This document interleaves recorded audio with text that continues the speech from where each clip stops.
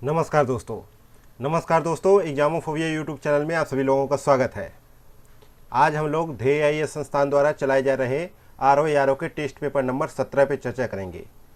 हालांकि ये जो है समान अध्ययन का 9वें नंबर का टेस्ट पेपर है, लेकिन ओवरऑल बात की जाए तो ये जो है टेस्ट पेपर नंबर 17 है, जिसके तहत हम लोग समान अध्ययन प्लस जो है सितंबर 2023 के करंट अफेयर के कुछ क्वेश्चनों का समग्र मिश्रण है इस टेस्ट पेपर में, उसको सॉल्व करेंगे। इसके तहत बाकायदा 140 क्वेश्चन है, साथ ही इसके एक्सप्लेनेशन पे भी हम लोग विस्तार से चर्चा करेंगे। तो चलिए शुरू करते हैं क्वेश्चन नंबर 1 के साथ।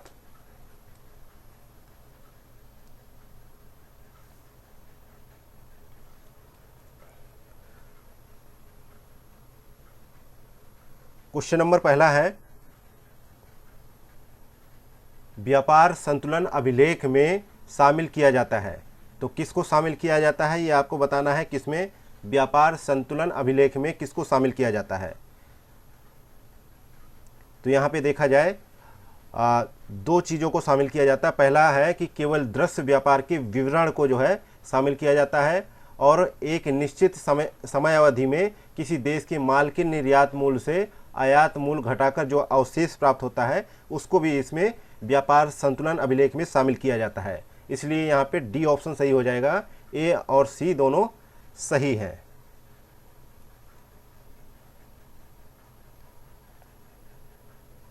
नेक्स्ट क्वेश्चन नंबर दूसरा नंबर क्वेश्चन है, एकाधिकार तथा प्रतिबंधात्मक व्यापार व्यवहार अधिनियम को किस समिति के सुझाव पर समाप्त कर दिया गया था।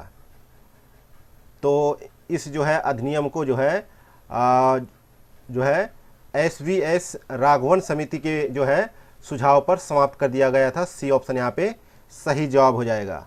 और ये जो है इसके अलावा जो है एकाधिकार तथा जो है प्रतिबंधात्मक व्यापार व्यवहार अधिनियम जो है केजी दासगुप्ता समिति की सिफारिश पर 1970 में लागू किया गया था। और जो है ये जो है एसवीएस राघवन समिति जो 2000 में बनी थी उसके सुझाव पर इसको समाप्त कर दिया गया था। और इसकी जगह जो है एमआरटीपी के स्थान पर जो ये एमआरटीपी है, ये एकाधिकार तथा प्रतिबंधात्मक व्यापार व्यवहार अधिनियम, इसकी जगह जो है 2003 में भारतीय प्रतिस्पर्धा आयोग का गठन कर दिया गया इसके बदले में। आगे बढ़ते हैं, देखते हैं क्वेश्चन नंबर तीसरा नंबर क्वेश्चन है कि साख मुद्रा में वृद्धि होती है जब नगद कोषानुपात क्या होता है, ये आपको बताना है। घटता है, बढ़ता है, या दोनों होता है, दोनों संभव है, ये कुछ भी इनमें से संभव नहीं है। तो यहाँ पे देखा जाता है जो है घटता है। ए ऑप्शन यहाँ पे सही जवाब होगा, क्योंकि जो है सीआरआर किसी वाणिज्यिक बैंक में कुल जमा राशि का वह भाग होता है जिसे रिजर्व बैंक के पास अनिवार्य रूप से जमा करना पड़ता है। इसकी दर जितनी कम होगी, बैंकों की साख सृजन यानी साख मुद्रा क्षमता उतनी ही अधिक होगी। तो इसलिए यहाँ पे ए ऑप्शन सही जवाब होगा। नेक्स्ट क्वेश्चन नंबर चौथा नंबर क्वेश्चन कह रहा है कि सूची फर्स्ट को सेकंड के साथ में सुमेलित करना है और नीचे दिए गए कूट की सहायता से सही उत्तर का चयन करना है। एक तरफ जो है शोध संस्थान दे रखे हैं, दूसरी तरफ उनकी स्थिति दे रखी है कि वे कहाँ स्थित हैं। तो यहाँ पे देखा जाए राष्ट्रीय भू भौतिकी अनुसंधान संस्थान कहाँ पर है, तो ये जो है हैदराबाद में है। तो ये जो है दूसरे से मिल जाएगा। अगला बी ऑप्शन दे रखा है कि केंद्रीय खनन एवं ईंधन अनुसंधान केंद्र कहाँ पर है, तो ये जो है धनबाद में है। तो ये पहले से मिल जाएगा। अगला है सी ऑप्शन में जीवाणु प्रौद्योगिकी संस्थान कहाँ पर है, तो चंडीगढ़ में है ये, तो चौथे से मिल जाएगा। और डी ऑप्शन में है कि पारिस्थितिकी विज्ञान केंद्र कहाँ पर है, तो बेंगलुरु में है, तो ये तीसरे से मिल जाएगा। तो यहाँ पे बी ऑप्शन सही जवाब हो जाएगा। नेक्स्ट क्वेश्चन नंबर पांचवा नंबर क्वेश्चन है कि वह व्यक्ति जो काम की तलाश नहीं कर रहा है उसे क्या समझा जाता है। तो उसे जो है क्या समझा जाता है, उसके लिए जो है समान रूप से बेरोजगारी का आशय होता है कि उत्पादन कार्य में न लगे होने से है। बेरोजगारी का मतलब है कि जो है उत्पादन कार्य है उसमें न लगा होने वाला व्यक्ति ही बेरोजगार होता है। एक व्यक्ति जो कोई भी उत्पादन न करना चाहे अथवा जो काम की तलाश नहीं कर रहा है उसे जो है ऐच्छिक बेरोजगार कहा जाता है। तो यहाँ पे जो है ऐच्छिक बेरोजगार का ऑप्शन ही नहीं है, तो यहाँ पे डी ऑप्शन सही जवाब हो जाएगा, जो है उपरोक्त में से कोई नहीं। और बाकी बात करते हैं, ए ऑप्शन में दे रखा है कि अल्प बेरोजगार। तो अल्प बेरोजगार किसे कहा जाता है, ऐसे बेरोजगार होते हैं जिनको थोड़ा बहुत काम मिलता है किंतु उनकी क्षमता अनुसार पूरा काम नहीं मिल पाता है। और दे रखा है बी ऑप्शन में मौसमी बेरोजगार, तो इसका मतलब होता है जिनको वर्ष के कुछ दिनों या महीनों में काम मिलता है, उसके बाद उन्हें काम नहीं मिल पाता है। और सी ऑप्शन में दे रखा है कि जो है संरचनात्मक रूप से बेरोजगार, तो ऐसे बेरोजगार होते हैं जो औद्योगिक क्षेत्र में संरचनात्मक परिवर्तनों के परिणाम स्वरूप जो है उत्पन्न होने वाली बेरोजगारी को जो है संरचनात्मक बेरोजगारी कहा जाता है।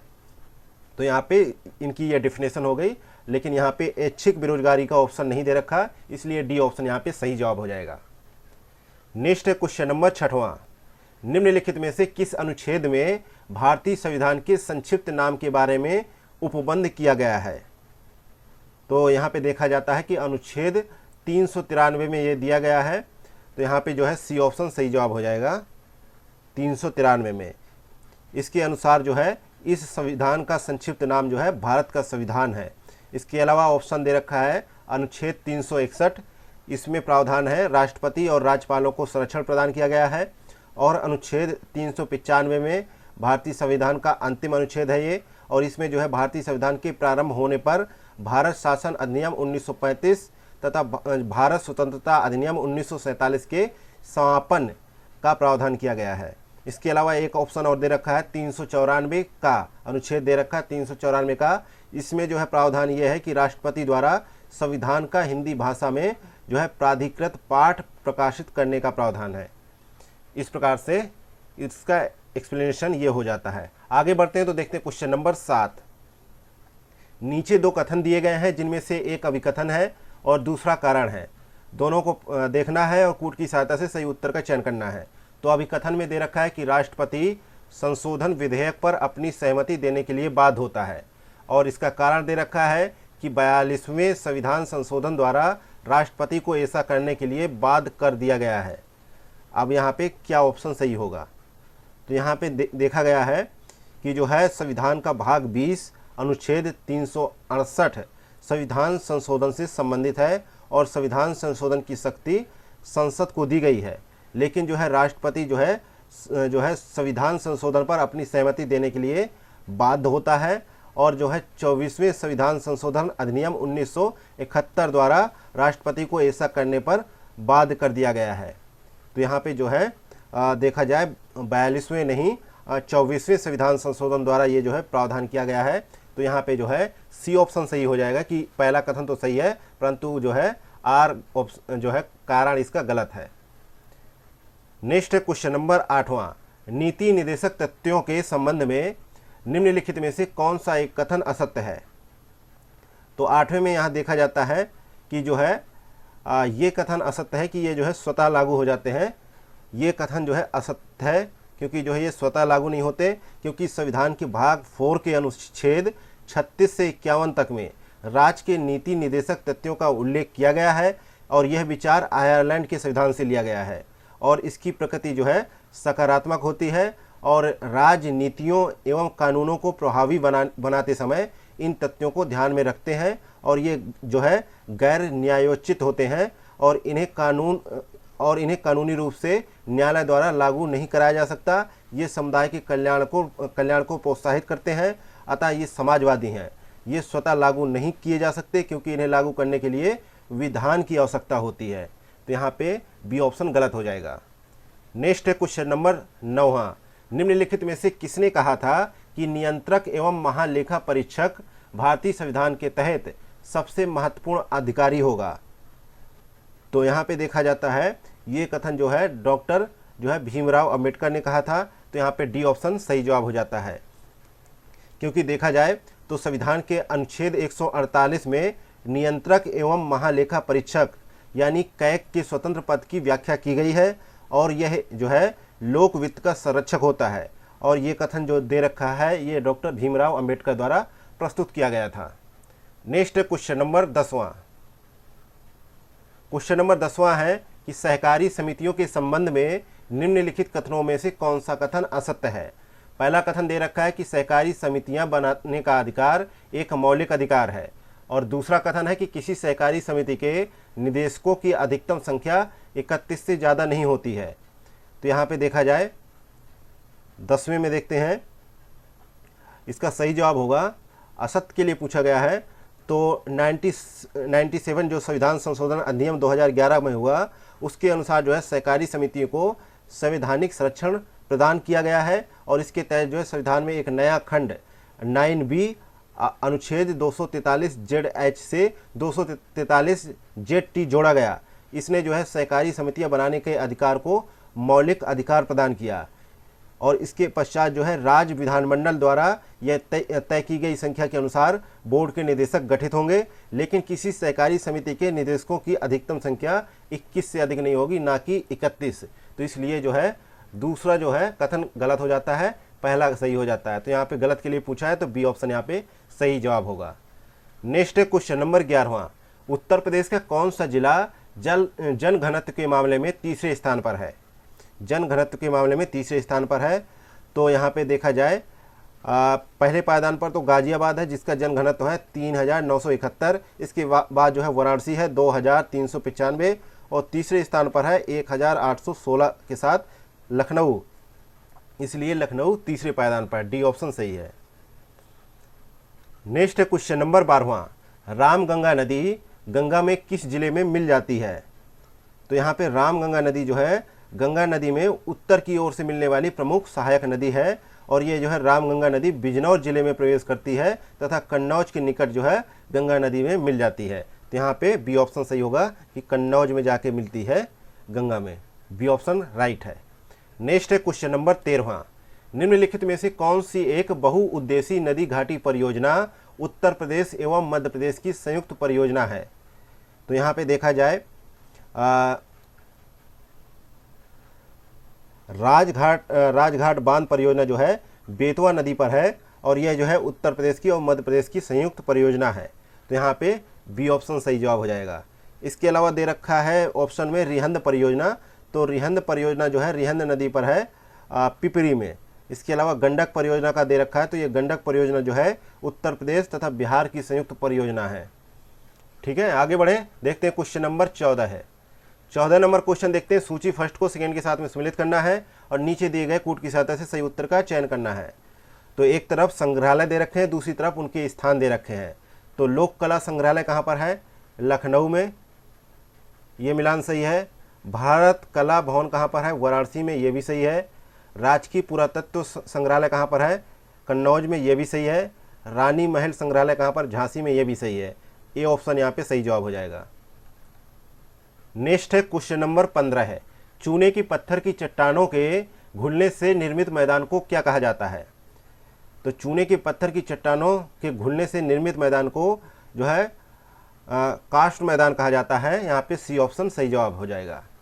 इसके अलावा लोयस मैदान कहा जाता है, ए ऑप्शन में लोयस मैदान का जिक्र है। तो लोयस मैदान उन्हें कहा जाता है हवा द्वारा उड़ाकर लाई गई मिट्टी एवं बालू से निर्मित मैदानों को लोयस मैदान कहा जाता है। इसके अलावा जो है संप्राय मैदान कहा जाता है, जो समुद्र तल के निकट स्थित मैदान होते हैं और जिनका निर्माण नदियों के अपर्दन के फलस्वरूप होता है, उनको संप्राय मैदान कहा जाता है। इसके अलावा जो है ग्लेशियल मैदान है, एक ऑप्शन डी ऑप्शन, जो है हिम के जमाव से निर्मित जो मैदान होते हैं उन्हें जो है ग्लेशियल मैदान कहा जाता है। नेक्स्ट है क्वेश्चन नंबर 16 है, सोलफ तारा क्या होता है?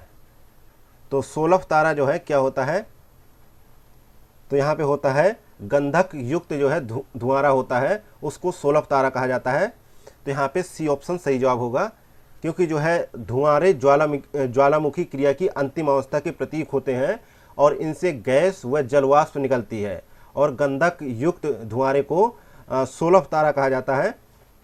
और जो है अलास्की के जो है कटमई पर्वत को जो है हजारों धुआंरों की घाटी भी कहा जाता है। तो इस प्रकार से यहाँ पे सी ऑप्शन सही जवाब होगा।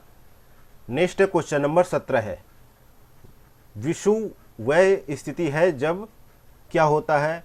पहला ऑप्शन सूर्य की किरणें कर्क रेखा पर लंबवत पड़ती हैं, ये स्थिति होता है विषुव। या फिर सूर्य की किरणें मकर रेखा पर लंबवत पड़ती हैं, ये है इसका मतलब। या सी ऑप्शन में है कि सूर्य की किरणें विषुवत रेखा पर लंबवत पड़ती हैं, ये सही होगा। तो यहाँ पे देखा जाए सी ऑप्शन सही है कि विषुव वह स्थिति है जब सूर्य की किरणें विषुवत रेखा पर लंबवत पड़ती हैं। तो यहाँ पे सी ऑप्शन सही जवाब है। और जो है इस कारण जो है सर्वत्र जो है दिन व रात बराबर होने लग जाते हैं। नेक्स्ट है क्वेश्चन नंबर 18 है। 18 नंबर क्वेश्चन है कि निम्नलिखित में से कौन ग्लोबल वार्मिंग का कारक नहीं है। तो यहाँ पे 18 का देखा जाए तो यहाँ पे एरोसोल जो है ग्लोबल वार्मिंग का कारक नहीं है। सी ऑप्शन यहाँ पे सही है, क्योंकि जो है एरोसोल जो है हवा में लटके जो है तरल या ठोस कण होते हैं जो 1 से 10 जो है माइक्रोन आकार के होते हैं।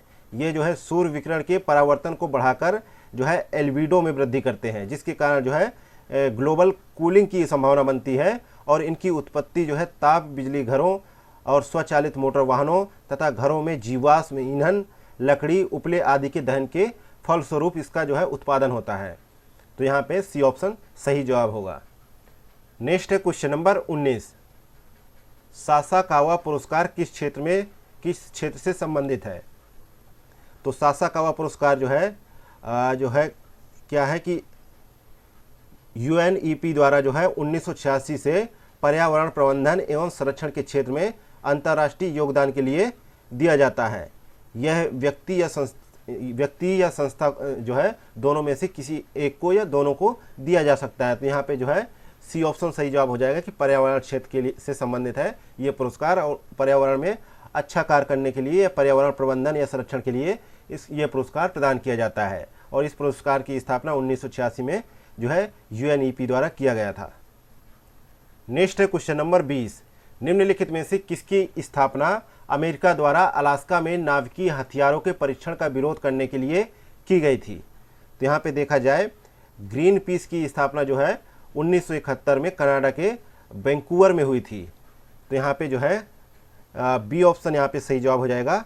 यह तात्कालिक रूप से अमेरिका द्वारा अलास्का में नाभिकीय हथियारों के परीक्षण का विरोध करने के लिए स्थापित की गई थी, किंतु बाद में इसका उद्देश्य व्यापक रूप से पर्यावरण की सुरक्षा के लिए जो है हो गया और इसका मुख्यालय जो है नीदरलैंड में है। नेक्स्ट है क्वेश्चन नंबर 21। सिल्वी कल्चर क्या होता है। तो यहाँ पे 21 का सही जवाब हो जाएगा बी ऑप्शन, फसल प्लस ईंधन का पेड़ जो है सिल्वी कल्चर होता है। तो यहाँ पे बी ऑप्शन सही जवाब होगा। नेक्स्ट है क्वेश्चन नंबर 22। ऑयल जेपर क्या होता है। तो ऑयल जेपर जो है ऐसे 5 बैक्टीरियो के जो है समूह को नाम दिया गया है जो कच्चे तेल एवं जो है तैलीय पंख की जो है तीव्रता से जो है बनाए जाते हैं, उनको जो है ऑयल जेपर कहा जाता है। तो यहाँ पे बी ऑप्शन सही जवाब है। इस समूह की बैक्टीरिया जो है तेल में मौजूद हाइड्रोकार्बन यौगिकों को अपना भोजन बनाते हैं तथा जो है उसे CO2 और H2O के रूप में रूपांतरित करते हैं। तो यहाँ पे बी ऑप्शन सही जवाब होगा।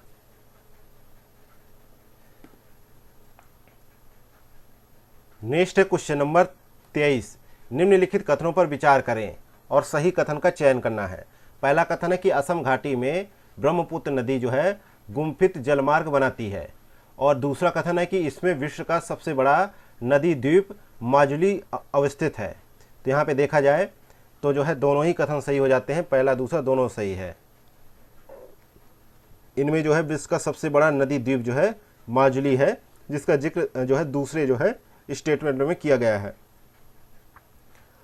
और जो है ब्रह्मपुत्र नदी का एक जो है जिक्र है, तो उसमें देखते हैं कि ब्रह्मपुत्र नदी का उद्गम की बात है ना, तो ये कैलाश श्रेणी के दक्षिण जो मानसरोवर झील के निकट जो है आंगसी जो है ग्लेशियर है, वहाँ से ये उत्पन्न होती है ब्रह्मपुत्र नदी, ये याद रखिएगा।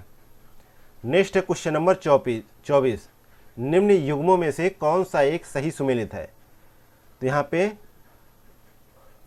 उलर झील जो है जम्मू कश्मीर झेलम नदी पर बनी गोखुर झील है, और ये भारत में मीठे पानी की सबसे बड़ी झील है, ये जो है सही सुमेलित है। और अगला है वेम्बानाथ झील, ये जो है केरल में स्थित है। इसी झील में वेलिंगटन द्वीप भी है और जहाँ पर राष्ट्रीय नौकायन प्रतियोगिता आयोजित की जाती है। तो यहाँ पे ये भी सही है। सी ऑप्शन में है लोनार झील, ये जो है महाराष्ट्र के जो है बुल्ढाना जिले में स्थित एक जो है क्रेटर झील है जो उल्कापिंड गिरने से बनी थी। तो ये भी सही है मिलान। इस प्रकार यहाँ पे डी ऑप्शन सही जवाब हो जाएगा, सही सुमेल लेते हैं सभी। अगला है क्वेश्चन नंबर 25। निम्न में से किसे जो है प्रकृति का गुर्दा कहा जाता है। तो यहाँ पे देखा जाए बी ऑप्शन यहाँ पे सही है। आर्द्र भूमियों को जो है प्रकृति का गुर्दा कहा जाता है, क्योंकि ये जो है आर्द्र भूमियाँ जो है दलदली क्षेत्र में होती हैं, जिनमें समुद्री या गैर समुद्री ऐसा जो है जल जमाव हो जाता है जिसकी गहराई 6 मीटर से अधिक ना हो। ठीक है। और आर्द्र भूमियाँ पारितंत्र के पोषक तत्वों का पुनर्निर्माण व जहरीले तत्वों को निष्क्रिय करती हैं, इसलिए इसे प्रकृति का गुर्दा भी कहा जाता है। नेक्स्ट है क्वेश्चन नंबर 26। सूची फर्स्ट को सेकेंड के साथ में सम्मिलित करना है और नीचे दिए गए कूट की सहायता से सही उत्तर का चयन करना है। एक तरफ एल्यूमिनियम कंपनियां दे रखा है, दूसरी तरफ वे कहाँ स्थित हैं इसके बारे में दे रखा है। तो आपको मिलान करना है कि जो है बाल्को एल्यूमिनियम कंपनी जो है कहाँ पर है, कोरबा में, और जो है नाल्को जो है कहाँ पर है, दामनजोड़ी में तीसरे से। हिंडाल्को कहाँ पर है, रेणुकूट में, और इंडाल्को कहाँ पर है, जेके नगर में। इस प्रकार से यहाँ पे सही जवाब क्या होगा, ए जो है कौन सा ऑप्शन होगा, ए ऑप्शन। नेक्स्ट है क्वेश्चन नंबर 27। पूर्वी भारत में हरित क्रांति के पर्याप्त प्रसार न होने का निम्नलिखित में से कौन सा एक कारण नहीं है। तो यहाँ पे देखा जाए तो हरित क्रांति से जो आशय ये है कि 1966 में भारतीय कृषि में उन्नत बीजों के उपयोग से, जिससे जो है कृषि उत्पादन या जो है कृषि उत्पादकता में तीव्र वृद्धि संभव हो सकी, इसके लिए ये जो है हरित क्रांति आई। और यह क्रांति सबसे पहले पंजाब, हरियाणा और पश्चिमी उत्तर प्रदेश में विकसित की गई, किंतु पूर्वी उत्तर प्रदेश में इसका जो है पर्याप्त प्रसार नहीं हो सका। इसके जो कारण है कि जो है हालांकि जो है पूर्वी जो है बात की जा रही है, पूर्वी देश में पूर्वी भारत की बात हो रही है, ना कि जो है पूर्वी उत्तर प्रदेश की बात हो रही है। तो यहाँ पे संशोधन करिएगा कि पूर्वी भारत में हरित क्रांति के पर्याप्त प्रसार नहीं हुए। इसका मुख्य कारण है कि जोत का आकार छोटा होना, पूंजी का अभाव, सिंचाई व्यवस्था का अपूर्ण विकास, और जो है संरचनात्मक व संस्थागत विकास न होना, और राजनीतिक इच्छा शक्ति की कमी। तो यहाँ पे ऑप्शन जो है डी दे रखा है, तो डी सही हो जाएगा। अगला देखते हैं क्वेश्चन नंबर 28। निम्नलिखित घटनाओं को कालक्रमानुसार व्यवस्थित कीजिए। पहला दे रखा है मुस्लिम लीग की स्थापना, तो इसकी स्थापना हुई सन 1906 में। बंगाल का विभाजन हुआ सन 1905 में। रविंद्रनाथ टैगोर को नोबेल पुरस्कार मिला 1913 में। और सूरत में कांग्रेस का अधिवेशन हुआ 1907 में। तो यहाँ पे सही होगा बी ऑप्शन। नेक्स्ट है क्वेश्चन नंबर 29। भूमध्य सागरीय जलवायु निम्नलिखित में से किस क्षेत्र या प्रदेश की प्रमुख विशेषता है। तो यहाँ पे देखा जाए भूमध्य सागरीय जलवायु जो है कैलिफोर्निया यानी यूएस की प्रमुख जो है जलवायु विशेषता है। तो यहाँ पे ए ऑप्शन सही जवाब हो जाएगा। इसके अलावा जो साइबेरिया रूस का है, ये जो है शीत शीतोष्ण जो है जलवायु है, और जो है उष्ण कटिबंधीय मानसूनी है का जिक्र है, तो ये जो है बांग्लादेश की है, बांग्लादेश ढाका की। और जो है पश्चिमी ऑस्ट्रेलिया में उष्ण मरुभूमि पाई जाती है। तो यहाँ पे जो है कैलिफोर्निया का जिक्र दे रखा है भूमध्य सागरीय जलवायु के लिए, तो ये ऑप्शन यहाँ पे सही जवाब होगा। नेक्स्ट है क्वेश्चन नंबर 30। सूची फर्स्ट को सेकेंड के साथ में सम्मिलित करना है, तो और सही कूट की सहायता से सही उत्तर का चयन करना है। तो मायोग्लोबिन जो है का मिलान होगा पेशी कोशिका से, तो यहाँ पे ये गलत हो जाता है। अब बचते हैं 3। कर्कट रोग का मिलान होगा विकिरण चिकित्सा से, जिसका पहले से मिलान हो जाएगा, तो ये भी गलत हो गया, ये भी गलत होगा। यही बचता है डी ऑप्शन, क्योंकि जो है सर्पगंधा का मिलान होगा प्रशीतक से दूसरे से, और हीमोग्लोबिन का मिलान होगा ऑक्सीजन परिवहन से। नेक्स्ट है क्वेश्चन नंबर 31। शरीर में अतिरिक्त ग्लूकोज जो है ग्लाइकोजन में परिवर्तित होकर भंडारित रहता है कहाँ पर। तो ये जो है यकृत जो है देखा जाए यकृत में भंडारित रहता है, क्योंकि यकृत मानव शरीर की सबसे बड़ी ग्रंथि है। यह रक्त में उपस्थित अतिरिक्त जो है ग्लूकोज को ग्लाइकोजन के रूप में परिवर्तित करके संचित रखता है। आवश्यकता पड़ने पर यह जो है ग्लाइकोजन जो है ग्लूकोज में बदलकर शरीर को ऊर्जा प्रदान करता है, इसलिए यहाँ पे सी ऑप्शन सही जवाब हो जाएगा। नेक्स्ट है क्वेश्चन नंबर 32। शक्तिमान फर्स्ट और शक्तिमान सेकेंड आनुवांशिक परिवर्तित फसलें हैं किसकी। तो ये जो है मक्का की जो है आनुवांशिक जो है परिवर्तित फसलें हैं, तो यहाँ पे ए ऑप्शन सही जवाब हो जाएगा। नेक्स्ट है क्वेश्चन नंबर 33, निम्नलिखित में से कौन सा हार्मोन तब स्रावित होता है जब रुधिर में कैल्शियम की कमी हो जाती है। तो यहाँ पे पैराथायराइड हार्मोन जो है स्रावित होता है जब रुधिर में कैल्शियम की कमी हो जाती है। तो यहाँ पे सी ऑप्शन सही जवाब हो जाएगा, क्योंकि जो है पैराथायराइड ग्रंथि जो है थायराइड ग्रंथि के ठीक पीछे स्थित होती है। इससे दो हार्मोन्स जैसे पैराथायराइड एवं जो है कैल्सीटोनिन स्रावित होते हैं। और पैराथायराइड हार्मोन्स तब स्रावित होता है जब रुधिर में कैल्शियम की कमी हो जाती है, जबकि जब रुधिर में कैल्शियम की मात्रा अधिक हो जाती है तब जो है कैल्सीटोनिन हार्मोन स्रावित होता है। ये समझ गए ना। कैल्सीटोनिन हार्मोन्स कब स्रावित होता है, जब रुधिर में कैल्शियम की मात्रा अधिक हो तब ये जो है कैल्सीटोनिन हार्मोन स्रावित होता है, और जब जो है रुधिर में कैल्शियम की जो है मात्रा कम हो तब जो है पैराथायराइड जो है हार्मोन स्रावित होता है। ये जो है नोट करके रखिएगा, बहुत ही इंपॉर्टेंट है। नेक्स्ट है क्वेश्चन नंबर 34, निम्नलिखित में से कौन एक जो है मोनोसैकेराइड कार्बोहाइड्रेट है। तो यहाँ पे देखा जाए तो बी ऑप्शन ग्लूकोज जो है मोनोसैकेराइड कार्बोहाइड्रेट है। यहाँ पे बी ऑप्शन सही जवाब हो जाएगा, क्योंकि देखा जाए कार्बोहाइड्रेट तो यहाँ पे सी जो है 1 है, एच का 2 है और ओ का ए जो है एक, ये जो है कार्बनिक पदार्थ है। और शरीर की ऊर्जा आवश्यकता की जो है 50 से 70% मात्रा की पूर्ति इन्हीं पदार्थों से की जाती है। जैसे मोनोसैकेराइड जो है ग्लूकोज होता है, और जो है डाइसैकेराइड होता है माल्टोज, सुक्रोज और लैक्टोज। इसके अलावा जो है स्टार्च के लिए जो है दे रखा है कि स्टार्च को क्या बोला जाता है, पॉलीसैकेराइड बोला जाता है। तो यहाँ पे जो मोनोसैकेराइड कार्बोहाइड्रेट का जिक्र था उसके लिए सही ऑप्शन होगा ग्लूकोज। नेक्स्ट है क्वेश्चन नंबर 35। क्वेश्चन नंबर 35 कह रहा है सूची फर्स्ट को सेकंड के साथ में सम्मिलित कीजिए और नीचे दिए गए कूट की सहायता से सही उत्तर का चयन कीजिए। एक तरफ विटामिन है, दूसरी तरफ उनसे संबंधित रोग है। तो पहला देखते हैं, विटामिन है। ए ऑप्शन में पहला विटामिन है साइनोकोबालामिन, ठीक है, तो इसका मिलान होगा एनीमिया से। दूसरे में बी ऑप्शन में है कैल्सीफेरॉल, इसका मिलान होगा जो है रिकेट्स से। और तीसरा है टोकोफेरॉल है, ये जनन शक्ति में कमी से होगा चौथे से।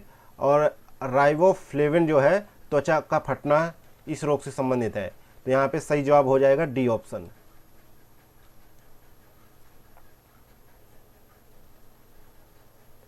नेक्स्ट आगे बढ़ते हैं क्वेश्चन नंबर 36 की ओर। 36 नंबर क्वेश्चन कह रहा है कि निम्नलिखित को उनके स्थापना वर्ष के काल क्रमानुसार व्यवस्थित कीजिए। तो पहला दे रखा है पूना सार्वजनिक सभा, ये जो है इसका स्थापना वर्ष क्या है 1867 में, और इसका स्थापना किसने किया, एनजी रनाडे ने किया इसकी स्थापना 1867 में। दूसरा है सत्यशोधक समाज की स्थापना कब हुई 1873 में, किसने की, ज्योतिबा फुले जी ने की। और जो है ईस्ट इंडिया एसोसिएशन की स्थापना हुई 1866 में दादा भाई नौरोजी द्वारा। और चौथा है आर्य समाज की स्थापना हुई 1875 में स्वामी दयानंद सरस्वती द्वारा, इसलिए यहाँ पे बी ऑप्शन सही जवाब हो जाएगा। नेक्स्ट है क्वेश्चन नंबर 37 नंबर क्वेश्चन है निम्नलिखित कथनों में से कौन सा कथन असत्य है। पहला है कि विजयनगर साम्राज्य में दास प्रथा प्रचलित थी। दूसरा है मनुष्यों के क्रय विक्रय को जो है वेश्वक कहा जाता था। तो यहाँ पे देखा जाए तो जो है असत्य के लिए पूछा है, तो जो है दोनों ही कथन सही है, तो असत्य तो कोई नहीं है, तो डी ऑप्शन सही जवाब हो जाएगा, ना तो पहला ना तो दूसरा। क्योंकि जो है विजयनगर साम्राज्य की स्थापना की बात करें तो इसकी स्थापना जो है 1336 AD ईस्वी में जो है हरिहर ने, दो ब्रदर थे हरिहर और जो है बुक्का, इन दोनों भाइयों ने मिलकर इस साम्राज्य को स्थापित किया था। और इसकी राजधानी हम्पी हुआ करती थी। और इनके जो है विजयनगर साम्राज्य में दास प्रथा काफ़ी प्रचलित थी, और जो है मनुष्यों के क्रय विक्रय को जो है यहाँ जो है वेश्वक कहा जाता था। नेक्स्ट है क्वेश्चन नंबर 38। 1852 में स्थापित इनाम कमीशन का उद्देश्य क्या था। तो ये जो है इनाम कमीशन जो था इसकी स्थापना जो है लॉर्ड डलहौजी ने 1852 में इसकी स्थापना की थी। और इसका मुख्य उद्देश्य था कि भूमि कर रहित जागीरों का पता लगाकर उन्हें छीनना। तो इस प्रकार से यहाँ पे सही जवाब होगा सी ऑप्शन भूमि संबंधी विवेचना करना। नेक्स्ट है क्वेश्चन नंबर 39, मौर्यकालीन साम्राज्य में राजकीय आय से संबंधित करों के संबंध में कौन सा एक सही सुमेलित नहीं है। तो यहां पे देखा जाए तो डी ऑप्शन दे रखा है जो है प्रणय। तो प्रणय जो है आपातकालीन कर होता था, कब होता था, मौर्य काल में जो है ये एक आपातकालीन कर होता था। जबकि जो है देखा जाए जो ऑप्शन दे रखा है निःशुल्क श्रम एवं जो है बेगार, इसके लिए होता था विष्टि कहा जाता था। उस समय जो है निःशुल्क श्रम एवं बेगार को विष्टि कहा जाता था। लेकिन जो प्रणय है, प्रणय का है कि आपातकालीन कर होता था, वो भी मौर्य काल में लिया जाता था। तो यहाँ पे जो है ये सही सुमेलित नहीं है, डी ऑप्शन सही है। अगला है क्वेश्चन नंबर 40, वर्ष 1908 में सेवा सदन की स्थापना की गई थी। तो किसके द्वारा? तो सेवा सदन की स्थापना बहराम जी मालाबारी द्वारा 1908 में की गई थी। कहाँ पर? मुंबई में। ठीक है, तो ए ऑप्शन यहाँ पे सही जवाब हो जाएगा। इसके अलावा जो है 1830 ईस्वी में राधाकांत देव द्वारा धर्म सभा की स्थापना की गई, और जो है 1807 ईस्वी में देव समाज की स्थापना जो है शिव नारायण अग्निहोत्री द्वारा की गई। तो यहाँ पे ये इसका एक्सप्लेनेशन हो गया। आगे बढ़ते हैं, देखते हैं क्वेश्चन नंबर 41। 41 नंबर क्वेश्चन है कि निम्नलिखित में से किस एक देश की सीमा यूक्रेन से नहीं लगती है। तो यहाँ पे देखा जाए तो ऑस्ट्रिया की जो है सीमा जो है यूक्रेन से नहीं लगती है, क्योंकि जो है यूक्रेन जो है एक पूर्वी यूरोप में स्थित देश है, और इसकी सीमा जो है रूस, Belarus, Poland, Slovakia, Hungary, Romania और जो है मालदोवा इत्यादि देशों से लगती है। तो ये जो है ऑप्शन में दे रखे हैं, जबकि ऑस्ट्रिया से इसकी सीमा नहीं लगती है। नेक्स्ट है क्वेश्चन नंबर 42, निम्नलिखित में से कौन सा एक जो है जापान में बहने वाली गर्म एवं शुष्क हवा है। तो यहाँ पे देखा जाए यामो जो है एक जो है जो है हवा है जो गर्म और शुष्क है, और ये जापान में बहने वाली है। सी ऑप्शन यहाँ पे सही जवाब है। इसके अलावा जो है तारा बुरान जो है ये जो है तारिम बेशन मध्य एशिया में चलने वाली धूल भरी आंधी है, जिसको जो है कारा बुरान कहा जाता है। और जो है सिरोको जो जिसको कहा जाता है, ये सहारा मरुस्थल के उत्तर की ओर जो है भूमध्य सागर से बहने वाली गर्म, शुष्क और रेत भरी पवन है। इसके अलावा जो है फोन है, फोन का ऑप्शन दे रखा है, ये जो है आल्पस पर्वत के उत्तरी जो है उत्तरी झाल के सहारे बहने वाली पवन है। नेक्स्ट है क्वेश्चन नंबर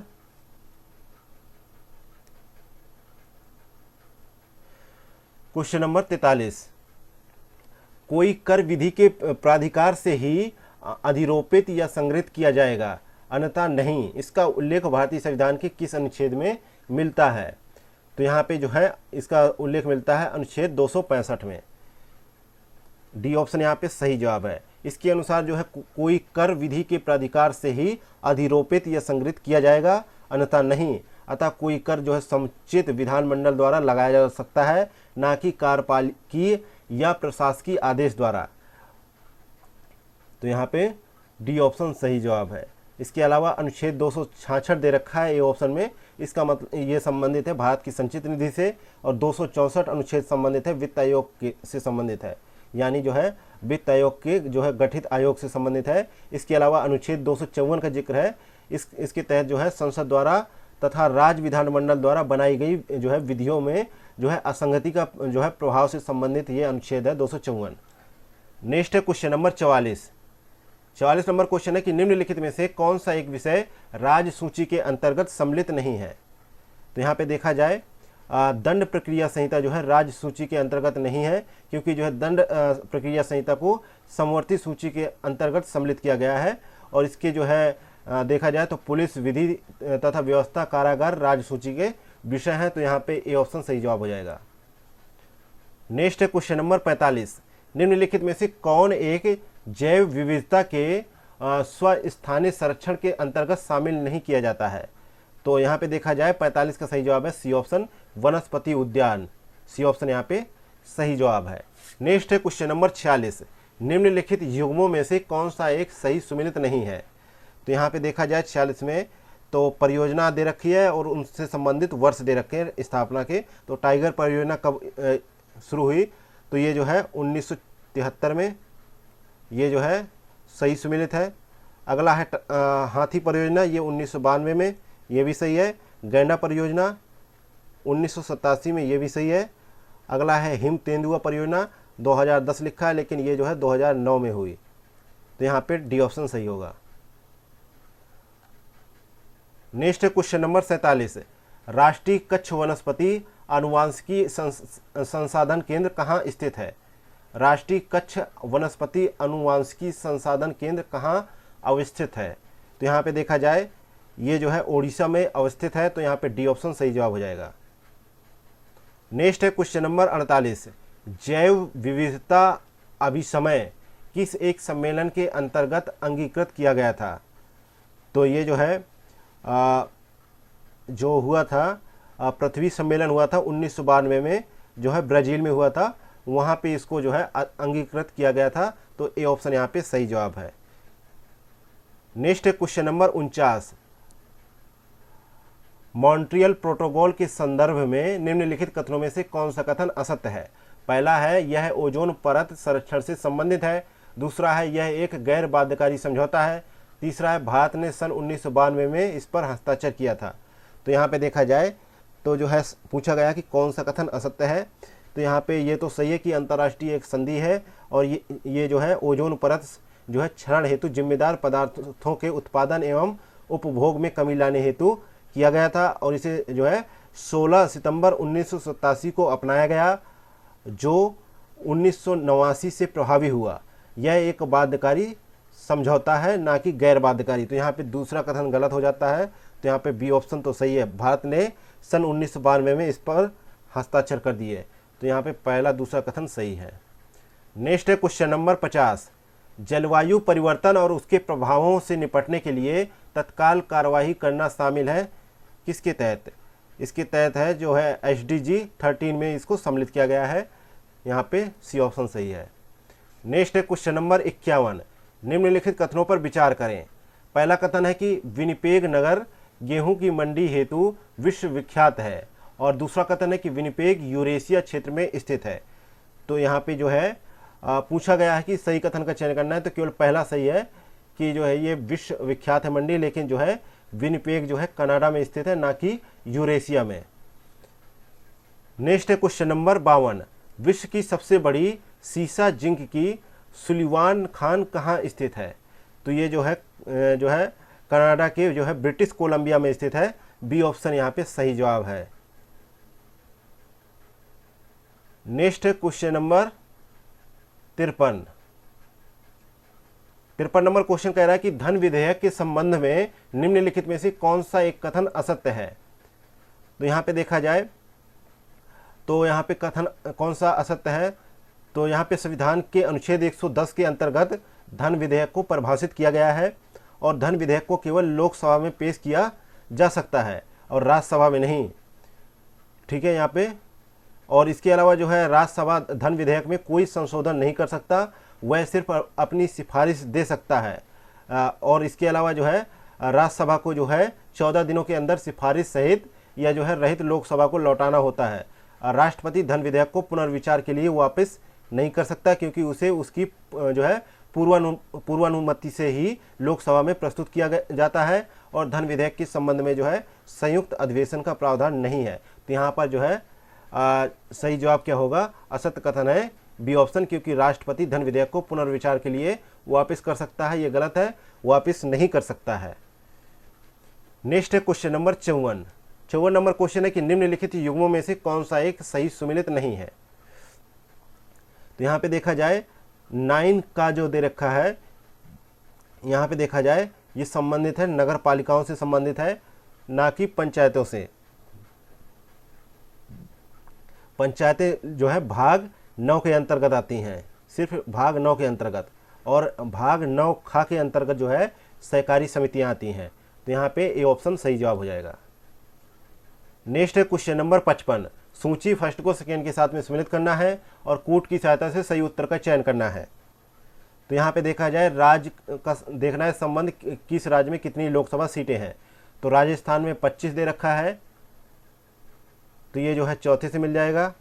तो दूसरा गलत, तीसरा गलत, चौथा गलत, तो अब यही बचता है, यही सही आ जाएगा, क्योंकि छत्तीसगढ़ में कितनी है? 11 है, तो ये तीसरे से मिल जाएगा, तो बी में 3 आ गई। मध्य प्रदेश में कितनी है, 29 है, दूसरे से मिल जाएगा। और पश्चिम बंगाल में कितनी है, 42 है। तो यहाँ पे ए ऑप्शन सही जवाब हो जाएगा। नेक्स्ट है क्वेश्चन नंबर 56। निम्नलिखित कथनों में से कौन सा कथन सही है। पहला कथन है कि किसी सदन का स्थगन उसके पीठासीन अधिकारी द्वारा किया जाता है। तो यहाँ पे देखा जाए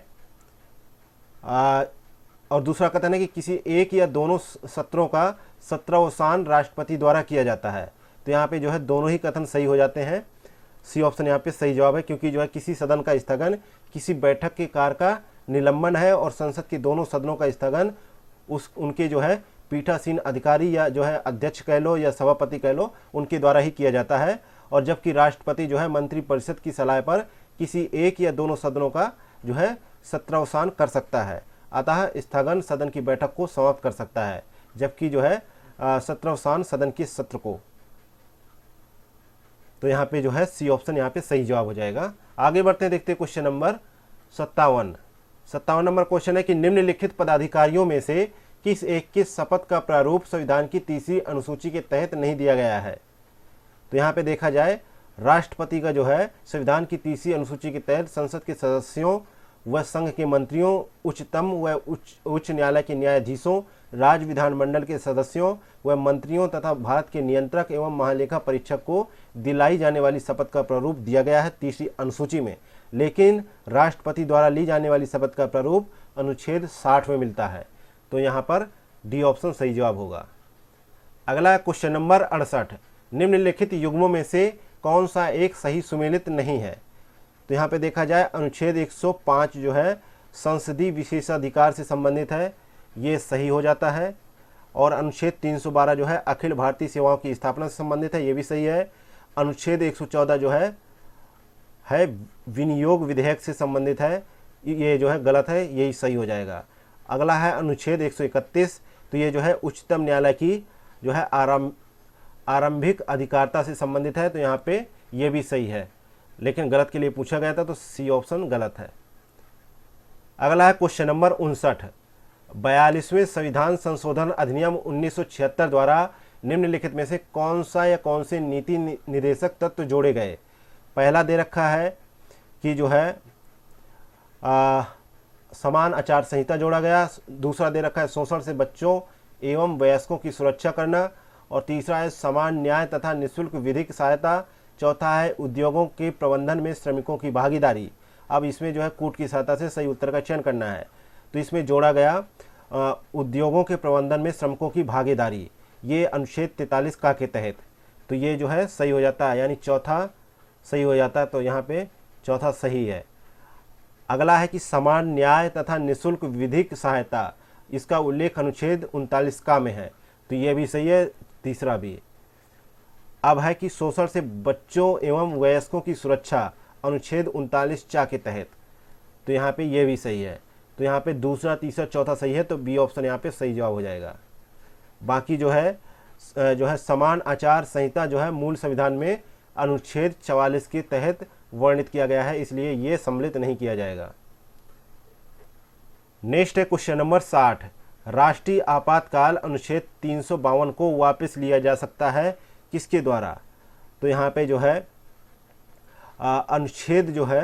अनुच्छेद 352 के अनुसार जो है युद्ध या जो है बाह्य आक्रमण या जो है सशस्त्र विद्रोह के आधार पर मंत्रिमंडल की सिफारिश पर राष्ट्रपति जो है आपातकाल की घोषणा कर सकता है, लेकिन इस घोषणा के 1 माह के भीतर इसे संसद से अनुमोदन आवश्यक है, जो सदन की कुल सदस्य संख्या के बहुमत तथा उस सदन में उपस्थित और मतदान करने वालों के 2/3 बहुमत से पारित हो। इसके अलावा आपातकाल की उद्घोषणा को संसद की साधारण बहुमत से वापस भी लिया जा सकता है। तो यहाँ पे जो है ए ऑप्शन सही जवाब हो जाएगा। नेक्स्ट है क्वेश्चन नंबर 61। 61 नंबर क्वेश्चन कह रहा है कि निम्नलिखित सल्तनतकालीन शासकों तथा उनके वंश के युग्मों में से कौन सा सही सुमेलित नहीं है। तो यहाँ पे देखा जाए पहला दे रखा है खिज्र खां, ये सैयद वंश से संबंधित था, ये सही है।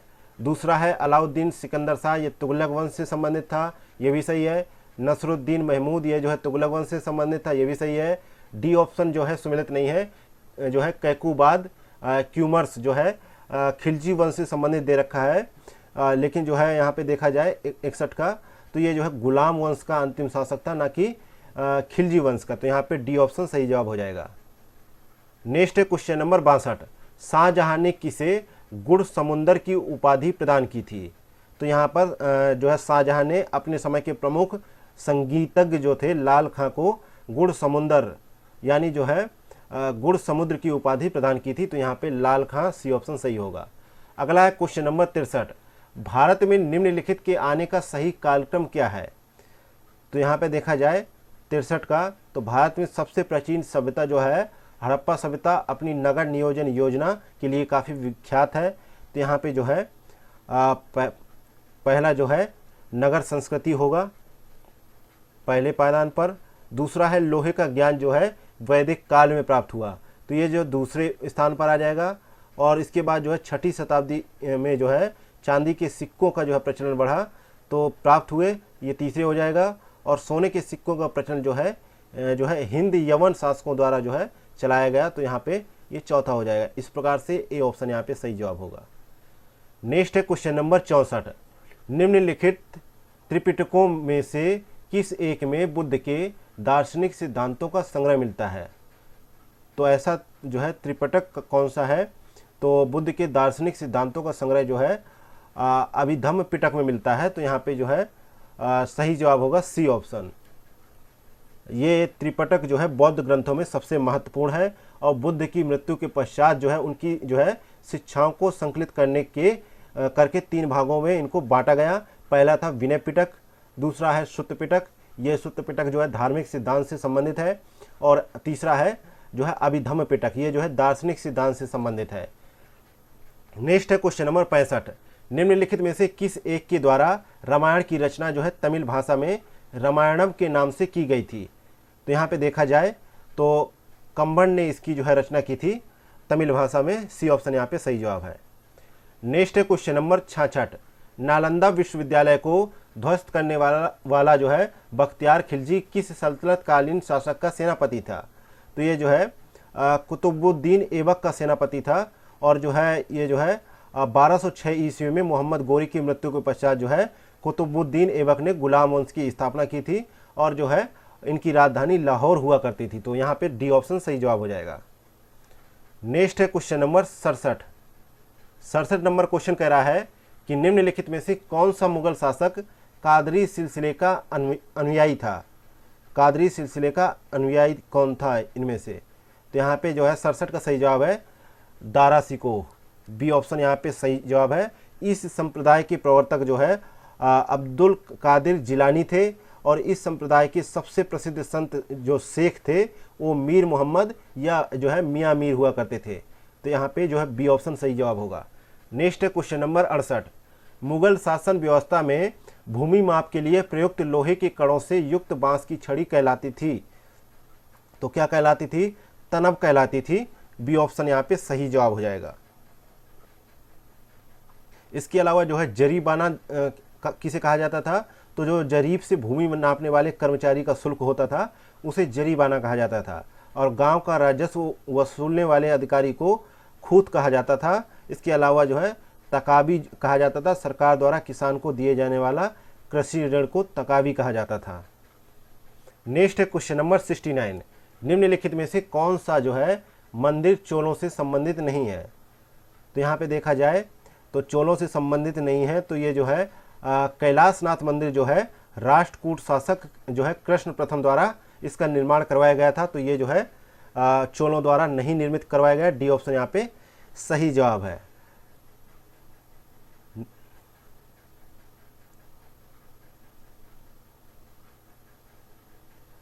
आगे बढ़ते हैं तो देखते हैं क्वेश्चन नंबर 70, निम्नलिखित में से कौन सा एक सिक्का अकबर द्वारा नहीं चलाया गया था?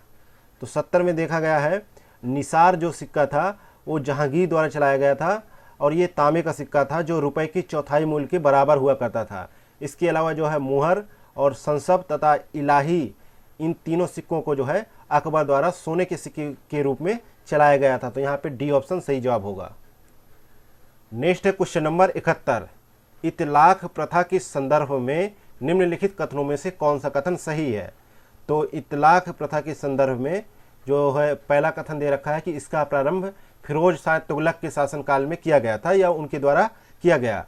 और दूसरा है कि इतलाकनामा एक प्रकार की हुंडी थी जिसकी सहायता से सैनिक राजस्व अधिकारियों से वेतन प्राप्त करते थे। तो ये दोनों ही कथन सही हो जाते हैं, तो सी ऑप्शन यहाँ पे सही होगा।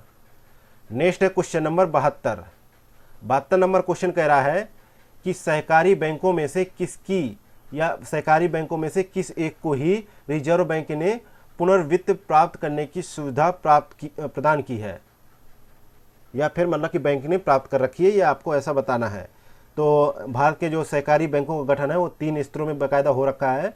पहला जो है राज्य सहकारी बैंक होते हैं, उसके बाद जो है केंद्रीय या जिला सहकारी बैंक होते हैं, उसके पश्चात जो है प्राथमिक जो है शाख समितियां होती हैं। इनमें से केवल जो है राज्य सहकारी बैंकों को ही रिजर्व बैंक ने पुनर्वित्त जो है प्राप्त करने की सुविधा प्रदान कर रखी है। तो यहाँ पे बी ऑप्शन सही जवाब हो जाएगा।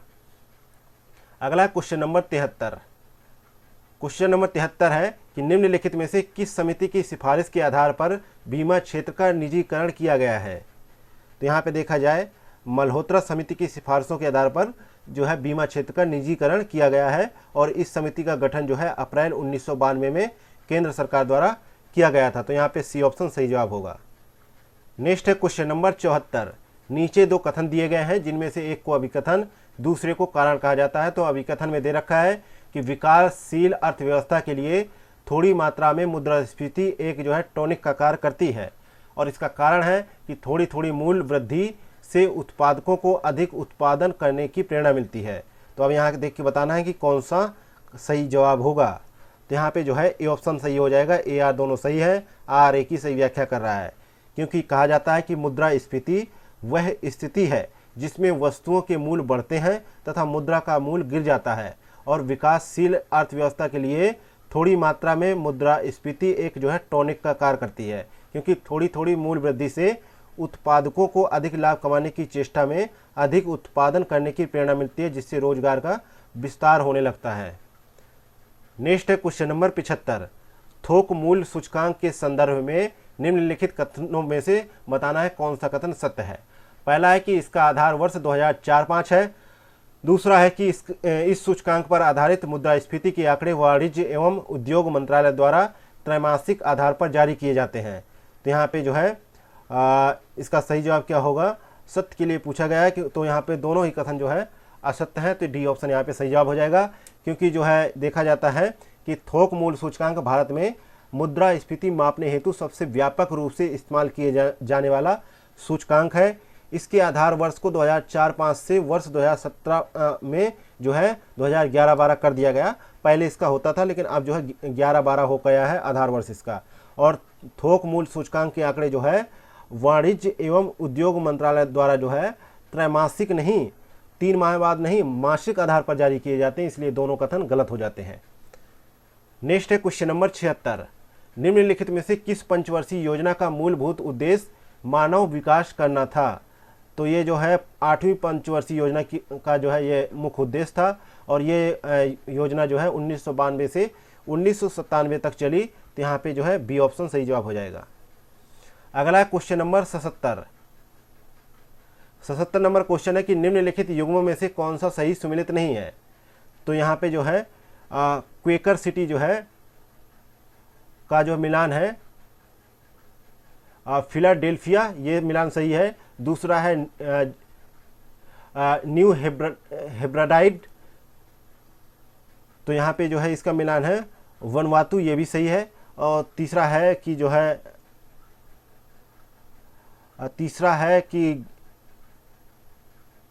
Great herring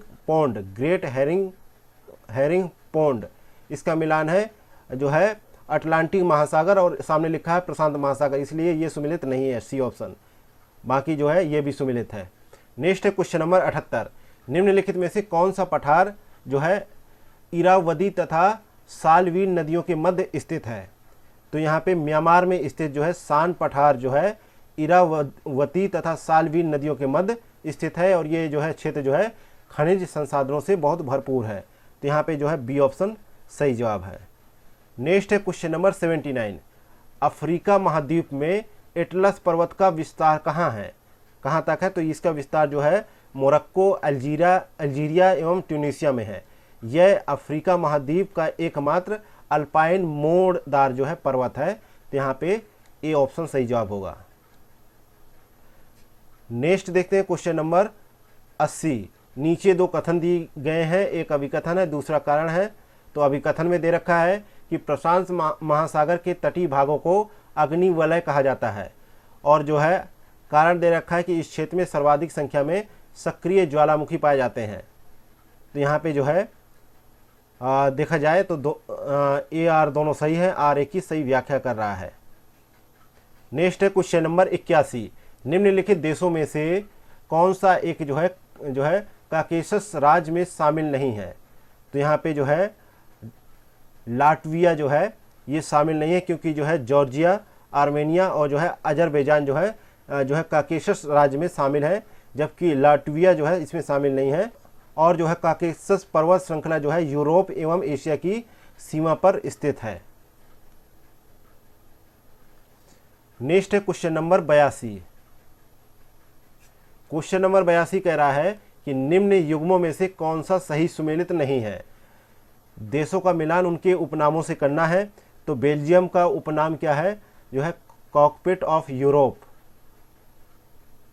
cockpit of Europe Belgium का है कॉकपिट ऑफ यूरोप। और जो है स्कॉटलैंड का है लैंड ऑफ केक्स। तो यहाँ पे जो है डी ऑप्शन सही जवाब हो जाएगा। नेक्स्ट है क्वेश्चन नंबर 83। निम्नलिखित महाद्वीपों तथा उनके सबसे बड़े देश के युग्मों में से कौन सा सही सुमेलित नहीं है? तो यहाँ देखा जाए तो उत्तरी अमेरिकी जो है महाद्वीप का सबसे बड़ा देश कनाडा है। तो यहाँ पे जो है सी ऑप्शन सही जवाब होगा, ना कि यूएसए। नेक्स्ट है क्वेश्चन नंबर 84। निम्नलिखित युग्मों में से कौन सा सही सुमेलित नहीं है? तो यहाँ पे सी ऑप्शन देखते हैं, जो है इरिट्रिया की जो है राजधानी है अस्मारा, जबकि जो है नाकफा जो है इसकी मुद्रा है। तो यहाँ पे जो है सी ऑप्शन सही जवाब है। नेक्स्ट है क्वेश्चन नंबर 85। हुमायूं ने दोहरिया के युद्ध में किस शासक को पराजित किया था? तो ये जो है दोहरिया जो है गोमती नदी के तट पर स्थित है, और यह युद्ध जो है सन 1532 ईस्वी में हुमायूं और महमूद लोदी के बीच हुआ था। यह हुमायूं के राजस्व काल में अफगानों से पहला मुकाबला था। यह युद्ध में महमूद लोदी पराजित हो गए थे। तो यहाँ पे जो है ए ऑप्शन सही जवाब है। नेक्स्ट है क्वेश्चन नंबर 86। सूची फर्स्ट को सेकंड के साथ में सम्मिलित कीजिए और नीचे दिए गए कूट की सहायता से सही उत्तर का चयन कीजिए। तो देखना है कि यहाँ पे जो है शंकराचार्य जो है स्मृति संप्रदाय से संबंधित है। तो यहाँ पे तीसरे से मिल जाएगा।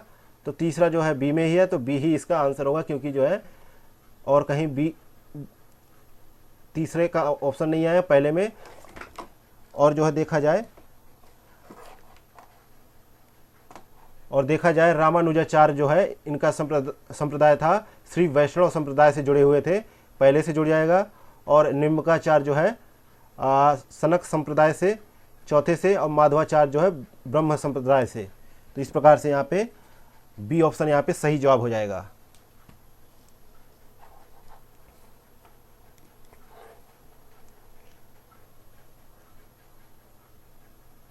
आगे बढ़ते हैं, देखते क्वेश्चन नंबर 87 नंबर क्वेश्चन कह रहा है निम्नलिखित में से किस एक शासक ने दीवान नामक एक काव्य संग्रह का संकलन करवाया था? तो यहाँ पे देखा जाए बाबर ने जो है तुर्की भाषा में एक काव्य संग्रह दीवान का जो है संकलन करवाया था। तो यहाँ पे सी ऑप्शन सही जवाब है। नेक्स्ट है क्वेश्चन नंबर 88। आमिर खुसरो द्वारा अपनी किस रचना में भारत की जलवायु का विवरण दिया है? तो यहाँ पे देखा जाए 88 का कि आमिर खुसरो ने अपनी रचना जो है नूह सिपिर में भारत की जलवायु, पशु पक्षियों तथा धार्मिक जीवन का विवरण दिया है। और इस ग्रंथ में खुसरो ने भारत की तुलना स्वर्ग के उद्यानों से की है। तो यहाँ पे जो है डी ऑप्शन सही जवाब हो जाएगा। नेक्स्ट है क्वेश्चन नंबर 89। निम्नलिखित कथनों में से कौन सा कथन सत्य है? पहला कथन है कि जूनागढ़ अभिलेख प्राकृत भाषा का प्राचीनतम अभिलेख है। दूसरा कथन है कि यह अभिलेख जो है शक, क्षत्रप जो है रुद्र दामन के शासन व विजयों का जो है प्रमाण प्रस्तुत करता है। तो यहाँ पे देखा जाए तो 89 का सही जवाब हो जाएगा केवल जो है दूसरा, क्योंकि जो है पहला कथन जो है के लिए बात की गई है कि जो है शक क्षत्रप रुद्रदामन का जो है जूनागढ़ अभिलेख गुजरात में गिरनार पर्वत से प्राप्त हुआ है। ये जो है जूनागढ़ अभिलेख गुजरात में गिरनार पर्वत से प्राप्त हुआ है। और जो है ब्रह्मी लिपि में ये जो है उत्कीर्ण संस्कृत भाषा का यह अभिलेख अब तक प्राप्त संस्कृत अभिलेखों में सर्वाधिक प्राचीन है। तो यहाँ पे जो है पहला तो गलत हो जाता है और जो है दूसरा इसमें सही जवाब हो जाता है, तो जो है बी ऑप्शन यहाँ पे सही है। नेक्स्ट है क्वेश्चन नंबर 90। सूची फर्स्ट को सेकेंड के साथ में सम्मिलित कीजिए, कूट की सहायता से सही उत्तर का चयन कीजिए। तो एक तरफ राजवंश है, दूसरी तरफ राजधानियां हैं। तो होयसल वंश की जो है राजधानी क्या थी, जो है द्वार समुद्र। तो ये जो है दूसरे से जाके मिल जाएगा द्वार समुद्र। तो यहाँ पे जो है बी और सी गलत हो गया। अब है कदम्ब। कदम्ब का जो राजधानी था वनवासी था, तो यहाँ पे पहले से मिल जाएगा। तो यहाँ पे जो है ये भी गलत हो जाएगा क्योंकि बी में पहला है नहीं। डी ऑप्शन यहाँ पे सही जवाब हो जाएगा क्योंकि पल्लव की राजधानी कांची थी और राष्ट्रकूट की राजधानी मान्यखेत थी। नेक्स्ट है क्वेश्चन नंबर 91। 91 नंबर क्वेश्चन कह रहा है कि निम्नलिखित कथनों में से कौन सा कथन असत्य है। पहला कथन है कि बौद्ध एवं जैन धर्म दोनों ही अनीश्वरवादी है और दूसरा कथन है कि दोनों धर्मों में आत्मा की मान्यता है।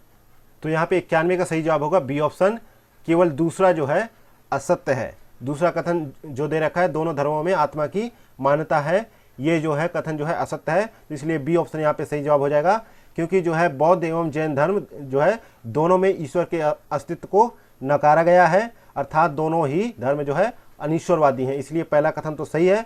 और जैन धर्म में आत्मा की मान्यता है लेकिन बौद्ध धर्म में आत्मा की परिकल्पना नहीं की गई है और बौद्ध धर्म में पुनर्जन्म की भी मान्यता है, इसलिए जो है दूसरा कथन गलत है।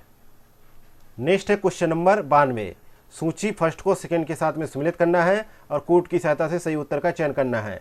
तो एक तरफ हड़प्पा स्थल है, दूसरी तरफ उनसे संबंधित नदियां हैं। तो रोपड़ का जो है रोपड़ हो जाएगा मिलान सतलज से, तो ये चौथे में जाएगा। तो ये गलत हो गया, ये गलत हो गया, ये भी गलत हो गया। इस प्रकार से सी ऑप्शन यहाँ पे सही जवाब हो जाएगा क्योंकि कालीबंगा जो है घग्घर से मिल जाएगा और जो है चहुदड़ो जो है सिंधु से मिल जाएगा और जो है ये जो है दास्क से मिल जाएगा। नेक्स्ट है क्वेश्चन नंबर 93। एवरग्रीनिंग शब्द प्रायः प्रयोग में आता है, कहाँ पर आता है प्रयोग, तो ये जो है पेटेंट के संदर्भ में प्रयोग में आता है। बी ऑप्शन यहाँ पे सही जवाब है। नेक्स्ट है क्वेश्चन नंबर 94। निम्नलिखित में से कौन सा एक युग्म सही सुमेलित नहीं है। तो यहाँ पे डी ऑप्शन दे रखा है UR राव उपग्रह केंद्र जो है हैदराबाद में नहीं है बल्कि ये जो है बेंगलुरु कर्नाटक में स्थित है, तो ये जो है गलत है।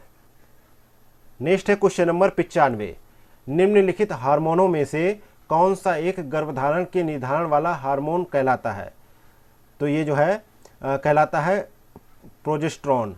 यहाँ पे जो है बी ऑप्शन सही जवाब है क्योंकि प्रोजेस्टेरॉन हार्मोन्स का जो है स्राव पिंड या कार्पस ल्यूटियम की कोशिकाओं द्वारा होता है और यह गर्भावस्था एवं प्रसव में होने वाले परिवर्तनों से संबंधित होता है और यह जो है गर्भ के निर्धारण वाला भी हार्मोन्स कहलाता है। नेक्स्ट है क्वेश्चन नंबर 96। प्रोटीन की प्रचुरता वाले खाद्य पदार्थों में निम्नलिखित में से कौन सा एक अमीनो अम्ल उपस्थित रहता है, कौन से एक में अमीनो अम्ल उपस्थित रहता है। तो यहाँ पे टायरोसिन जो है अमीनो अम्ल उपस्थित रहता है टायरोसिन में, तो यहाँ पे जो है ए ऑप्शन सही जवाब हो जाएगा। और जो है टायरोसिन की कमी से जो है व्यक्ति को काफ़ी दुखी रहता है और सुस्त महसूस करता है, सुस्ती आ जाती है शरीर में और सुस्ती महसूस करता है वो। नेक्स्ट है क्वेश्चन नंबर 97। निम्नलिखित कथनों पर विचार कीजिए। पहला कथन है कि रुधिर जो है प्लेटलेट्स केवल जो है स्तनियों के शरीर में पाई जाती हैं और दूसरा कथन है कि शरीर में रुधिर का निर्माण जो है लाल अस्थि मज्जा में होता है और तीसरा कथन है कि प्लीहा को शरीर का रुधिर बैंक कहा जाता है। इस प्रकार से सही कथन का चयन करना है। तो यहाँ पे सारी कथन सही है, तो यहाँ पे डी ऑप्शन सही जवाब हो जाएगा। नेक्स्ट है क्वेश्चन नंबर 98। नीचे दिए गए कथन है, एक को अभिकथन दूसरे को कारण कहा जाता है। तो अभिकथन में दे रखा है कि लाल, हरा और नीला को प्राथमिक रंग कहा जाता है।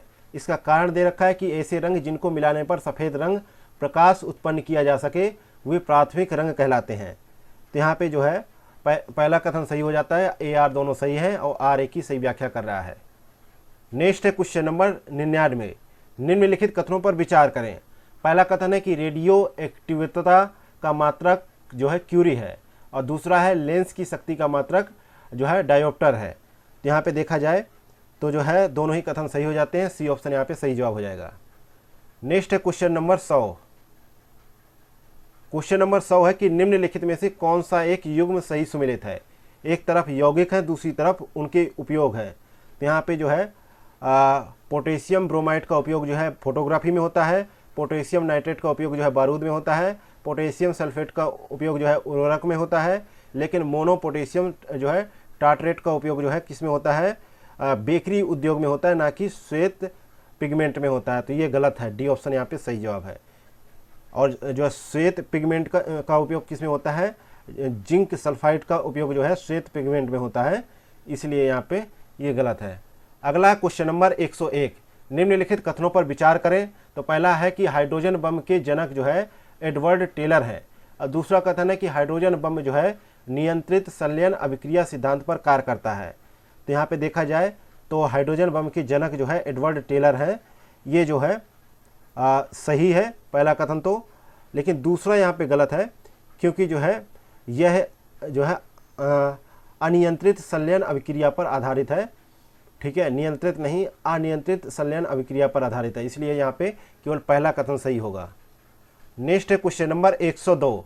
लंबे अंतरिक्ष यानों में अंतरिक्ष यात्रियों को निम्नलिखित में से किस एक बीमारी का सामना करना पड़ता है। तो यहाँ पे जो है 102 का सही जवाब है कि जो है इस समय जो है उनको जो है उनकी जो है अस्थियां कमज़ोर हो जाती हैं, और अस्थियों से संबंधित उनको बीमारियों का सामना करना पड़ता है। सी ऑप्शन यहाँ पे सही जवाब है, क्योंकि जो है लंबे अंतरिक्ष यानों में जो है गुरुत्व बिल्कुल कम हो जाता है। इससे जो है अंतरिक्ष यात्रियों का पेशी क्षय एवं जो है अस्थियों में घनत्व का कमी का सामना करना पड़ता है, और अस्थि घनत्व कम होने से अस्थियां कमज़ोर हो जाती हैं। नेक्स्ट है क्वेश्चन नंबर 103। निम्नलिखित में से किस वर्ष उत्तर प्रदेश में लोक आयुक्त के कार्यकाल को 6 वर्ष में संशोधित करके 8 वर्ष कर दिया गया था। तो ये जो है ये प्रक्रिया की गई वर्ष 2012 में। तो यहाँ पे बी ऑप्शन यहाँ पे सही जवाब है। ये जो है उत्तर प्रदेश लोक आयुक्त तथा उपलोक आयुक्त अधिनियम 1976 द्वारा इसको किया गया, और न्यायमूर्ति विशंभर दयाल उत्तर प्रदेश के प्रथम जो है लोकायुक्त जो है नियुक्त किए गए थे। तो यहाँ पे जो है बी ऑप्शन सही जवाब होगा। आगे बढ़ते हैं तो देखते हैं क्वेश्चन नंबर 104। निम्नलिखित युग्मों में से कौन सा एक युग्म सुमेलित नहीं है। दर्शनीय स्थल का मिलान करना है जनपदों से। तो मुगल घाट कहाँ पर है, फर्रुखाबाद, ये मिलान सही है। चाइना मंदिर का मिलान है श्रावस्ती, ये भी सही है। व्यास टीला का मिलान है जालौन, लेकिन यहाँ पे चित्रकूट है, ये गलत हो जाता है। सी ऑप्शन यहाँ पे सही है। बाकी चक्र तीर्थ का है नैमिषारण, ये भी सही है। तो यहाँ पे सी ऑप्शन सही जवाब होगा। अगला क्वेश्चन नंबर 105। 105 नंबर है कि निम्नलिखित भिन्नों का आरोही क्रम क्या होगा। आरोही क्रम क्या होगा, तो इनको जो है सॉल्व कर लेते हैं। तो अगर इनको करते हैं तो इसका जो है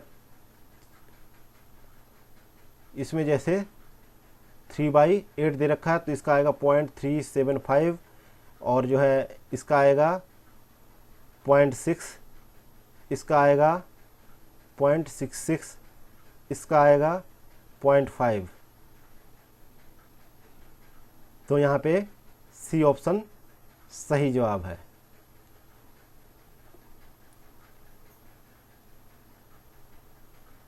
बढ़ते क्रम में लिखना है ना, तो बढ़ते क्रम में यही है। नेक्स्ट है क्वेश्चन नंबर 106। निम्नलिखित 4 संख्याओं में से बेमेल कौन सी है।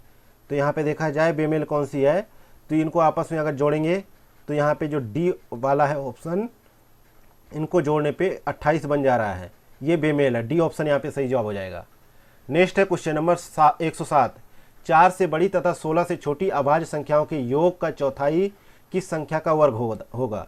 4 से बड़ी तथा 16 से छोटी अभाज्य संख्याओं का योग होगा, जैसे 5 होता है, 5, 7, 11, 13 का योग हो जाएगा 36।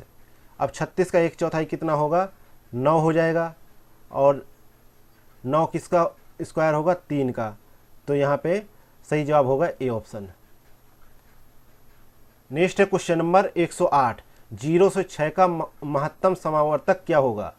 तो 0 के साथ किसी भी संख्या का महत्तम समावर्तक जो है परिभाषित नहीं किया जा सकता, इसलिए यहाँ पे डी ऑप्शन सही जवाब हो जाएगा। नेक्स्ट है क्वेश्चन नंबर 109, किसी धन पूर्णांक n को 3 से भाग देने पर शेषफल 0 प्राप्त होता है, तो n स्क्वायर को 3 से भाग देने पर शेषफल कितना होगा। तो 3 से तुरंत बाद वाली संख्या क्या होती है, 5 होती है, और 3 से भाग देने पर शेष जो है 2 बच जाता है, और n इक्वल टू 5 लिए, ठीक है। तो 5 का क्यूब हो गया, तो इक्वल टू क्या हो गया, 125 हो गया। 5 का क्यूब 125 हो गया। अब 125 में जो है 3 का भाग देंगे तो रिमेनिंग क्या बचेगा, 2 ही बचेगा। तो यहाँ पे सी ऑप्शन सही जवाब हो जाएगा। नेक्स्ट है क्वेश्चन नंबर 110, दीवार घड़ी में 3:25 अपराह्न का समय होने पर घंटे की सुई और मिनट की सुई के बीच का न्यून कोण क्या होगा। 3:25 होगा, तो ये जो है घड़ी बन गई, ये 3 है और ये 25 है, कितना होगा। तो यहाँ पे जो है लगभग 47.5 डिग्री का जो है कोण बनेगा, 47.5 डिग्री का कोण बन जाएगा यहाँ पे। तो सी ऑप्शन यहाँ पे सही जवाब है। नेक्स्ट है क्वेश्चन नंबर 111 है, यदि किसी वृत्त की परिधि 50% बढ़ा दी जाए तो उसका क्षेत्रफल कितने प्रतिशत बढ़ जाएगा। 50% बढ़ा दिया जाए तो मान लेते हैं प्रारंभिक भुजा जो है ए है, और वृद्धि के बाद जो है भुजा कितनी हो जाती है, जो है 3/2a, और वृद्धि के बाद क्षेत्रफल कितना आएगा, तो यहाँ पे पाई रख लेते हैं, और 3a/2 स्क्वायर, तो क्या आ जाएगा 9/4a स्क्वायर पाई।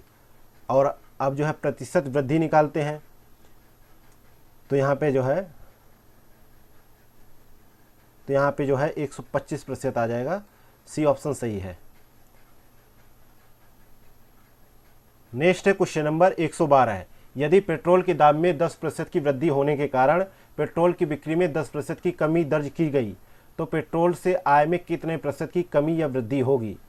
तो पेट्रोल के दाम में प्रतिशत कमी या वृद्धि होता है, जैसे मान लेते हैं x²/100%, तो 100/100%, तो 1% आ गया। और इसी प्रकार जो है हानि कितनी होगी, 1% की।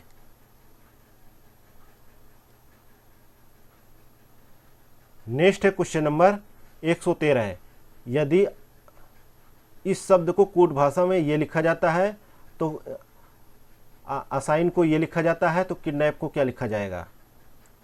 तो यहाँ पे देखा जाए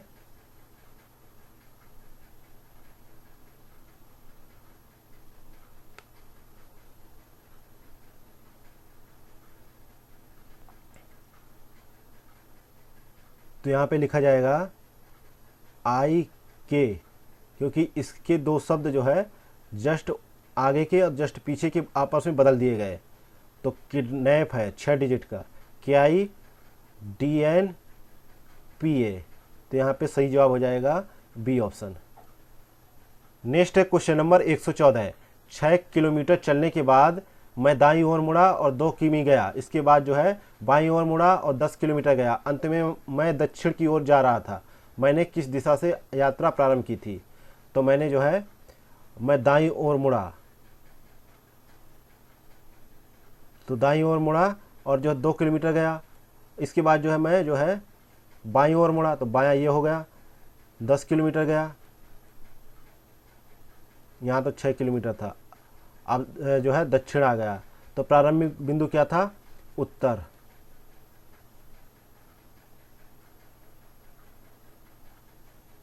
नेक्स्ट है क्वेश्चन नंबर 115 है, BD की माँ है और CD का भाई है, तो HE की बेटी है, और जबकि जो है DE की पत्नी है, E का C से क्या संबंध है। तो यहाँ पे सही जवाब हो जाएगा बहनोई है, बी ऑप्शन यहाँ पे सही जवाब है। नेक्स्ट है क्वेश्चन नंबर 116 है, 144, 100, 64 और जो क्वेश्चन मार्क और 16 और 4 क्या होगा यहाँ पे। तो 144 12 का, ये 10 का, ये 8 का, यहाँ पे 6 का, 36, बी ऑप्शन सही है। नेक्स्ट है क्वेश्चन नंबर 117 है, तो यहाँ पे ए ऑप्शन सही जवाब हो जाएगा। नेक्स्ट है क्वेश्चन नंबर 118 है, राज्य चर्म विकास एवं विपणन निगम लिमिटेड की स्थापना वर्ष 1974 में कहाँ की गई थी? तो इसकी स्थापना 1974 में कानपुर में की गई थी। बी ऑप्शन यहाँ पे सही जवाब है।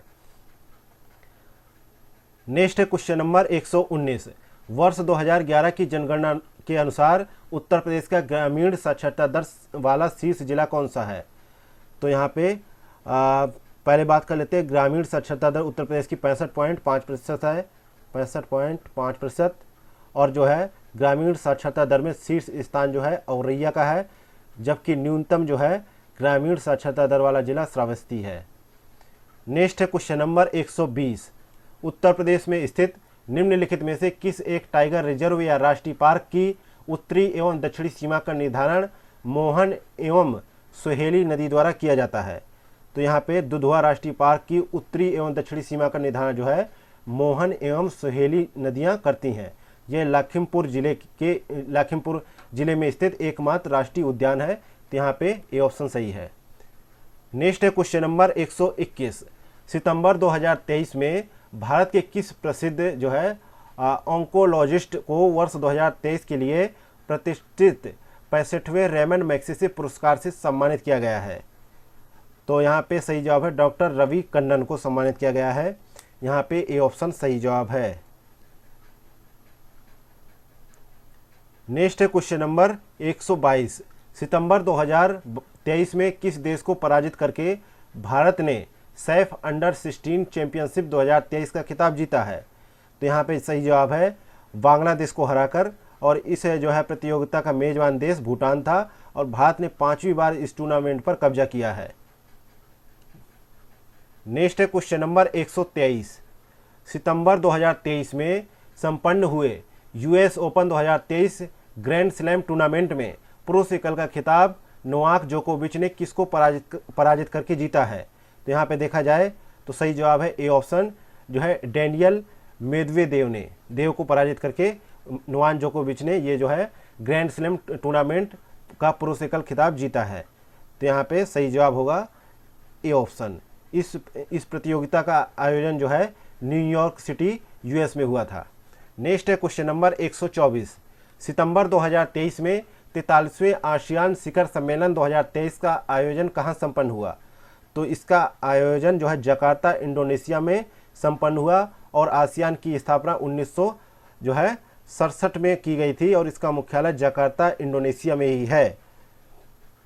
नेक्स्ट है क्वेश्चन नंबर 125 नंबर क्वेश्चन है कि भारत की अग्रणी एकीकृत बिजली उत्पादक कंपनी एनटीपीसी लिमिटेड द्वारा सितंबर 2023 में किस स्थान पर ग्रीन हाइड्रोजन पायलट सम्मेलन 2023 का आयोजन किया गया है? तो यहाँ पे देखा जाए 125 का सही जवाब है कहाँ पर किया गया? नई दिल्ली में किया गया। ए ऑप्शन यहाँ पे सही जवाब है। नेक्स्ट है क्वेश्चन नंबर 126, सितंबर 2023 में केंद्र सरकार द्वारा एक राष्ट्र एक चुनाव की संभावना तलाशने हेतु किसकी अध्यक्षता में एक समिति का गठन किया गया है? तो यहाँ पे पूर्व राष्ट्रपति रामनाथ कोविंद की अध्यक्षता में एक समिति का गठन किया गया है।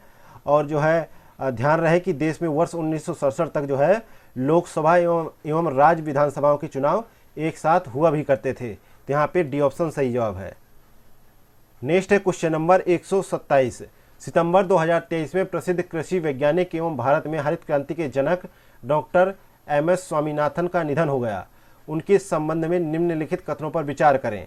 पहला कथन है कि वर्ष 1989 में उन्हें पद्म विभूषण से सम्मानित किया गया और वर्ष 1987 में उन्हें प्रथम विश्व खाद्य पुरस्कार से सम्मानित किया गया। अब इसमें देख के बताना है कि असत्य कथन कौन से हैं। तो 127 का सही जवाब है कि दोनों ही कथन जो है सत्य हैं। सी ऑप्शन यहाँ पे सही जवाब है। नेक्स्ट है क्वेश्चन नंबर 128, एक्सरसाइज युद्ध अभ्यास 2023 का प्रारंभ भारत एवं किस देश के मध्य सितंबर 2023 में किया गया? तो ये जो है भारत और अमेरिका के मध्य हुआ। ए ऑप्शन यहाँ पे सही जवाब है। इसका आयोजन जो है 25 सितंबर से 8 अक्टूबर के मध्य जो है ग्वालियर मध्य प्रदेश में किया गया। अगला है क्वेश्चन नंबर 129, सितंबर 2023 में भारत की किस फिल्म को वर्ष 2024 के 96वें ऑस्कर पुरस्कार हेतु भारत की आधिकारिक प्रविष्टि के लिए चयनित किया गया? तो यहाँ पे सही जवाब है 2018 एवरीवन इज़ अ हीरो, इस फिल्म को चुना गया था। यहाँ पे ए ऑप्शन सही जवाब है। नेक्स्ट है क्वेश्चन नंबर 130। सितंबर 2023 में केंद्रीय सूचना एवं प्रसारण मंत्रालय द्वारा किस प्रसिद्ध भारतीय अभिनेत्री को जो है 53वें दादा साहेब फाल्के पुरस्कार से सम्मानित करने की घोषणा की गई? तो ये पुरस्कार जो है वहीदा रहमान को मिला है, अभिनेत्री है। तो यहाँ पे जो है ए ऑप्शन सही जवाब हो जाएगा। जो है ये पुरस्कार पाने वाली वह जो है 8वीं महिला है और जो है यहाँ पे ए ऑप्शन सही है। नेक्स्ट है क्वेश्चन नंबर 131।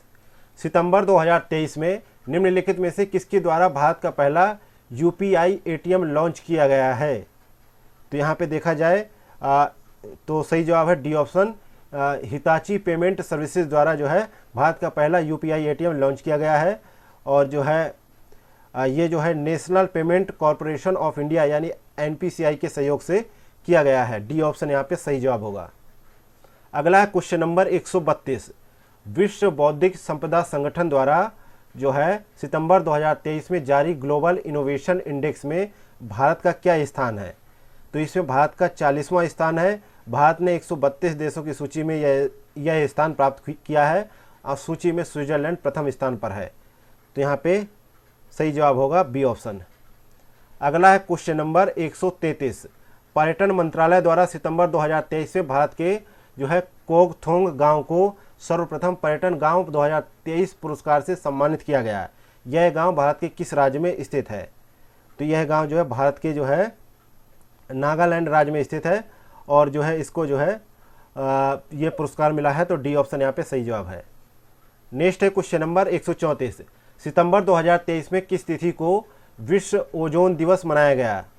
तो 16 सितंबर 2023 को। तो यहाँ पे बी ऑप्शन सही जवाब है। नेक्स्ट है क्वेश्चन नंबर 135।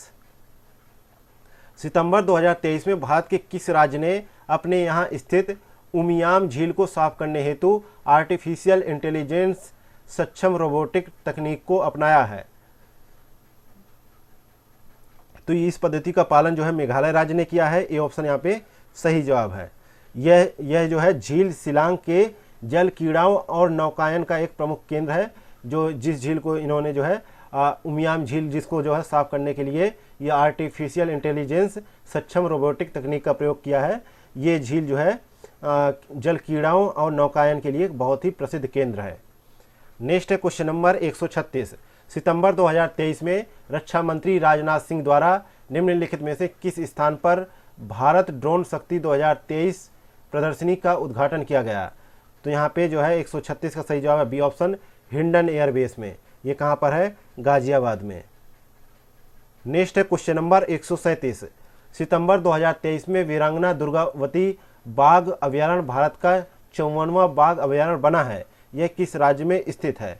तो ये जो है मध्य प्रदेश में स्थित है और इसका विस्तार जो है मध्य प्रदेश के सागर, दमोह एवं नरसिंहपुर जिलों में किया गया है। तो यहाँ पे ए ऑप्शन सही है। नेक्स्ट है क्वेश्चन नंबर 138। सितंबर 2023 में भारतीय सेना एवं संयुक्त राज्य अमेरिका की सेना की सह मेजबानी में 13वें इंडो पैसिफिक आर्मी जो है चीफ कॉन्फ्रेंस का आयोजन कहाँ किया गया? तो इसका आयोजन जो है कहाँ किया गया? नई दिल्ली में। तो डी ऑप्शन यहाँ पे सही जवाब हो जाएगा। इसका मुख्य विषय था शांति के लिए एक साथ, यानी हिंद प्रशांत क्षेत्र में शांति और स्थिरता बनाए रखना। नेक्स्ट है क्वेश्चन नंबर 139। सितंबर 2023 में विश्व मसाला कांग्रेस 2023 का आयोजन कहाँ किया गया? तो इसका आयोजन मुंबई महाराष्ट्र में किया गया और इसका मुख्य उद्देश्य यह था कि भारतीय मसालों के अंतर्राष्ट्रीय व्यापार को बढ़ावा देने हेतु नए अवसर तलाशना।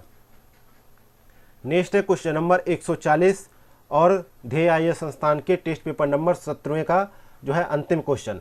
सितंबर 2023 में केंद्र सरकार द्वारा किस भारतीय अभिनेता को भारतीय फिल्म एवं टेलीविजन संस्थान सोसाइटी का नया अध्यक्ष नियुक्त किया गया है? तो यहाँ पे 140 का सही जवाब है, आर माधवन को नियुक्त किया गया है।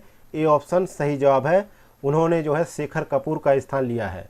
इसी के साथ ही ध्येय आईएएस संस्थान द्वारा जो आरओ के टेस्ट पेपर चलाए जा रहे हैं उसका 17वें नंबर का टेस्ट पेपर आज यहीं पे समाप्त होता है। मिलते हैं कल नेक्स्ट क्लास में। Thank you for watching Examophobia YouTube channel.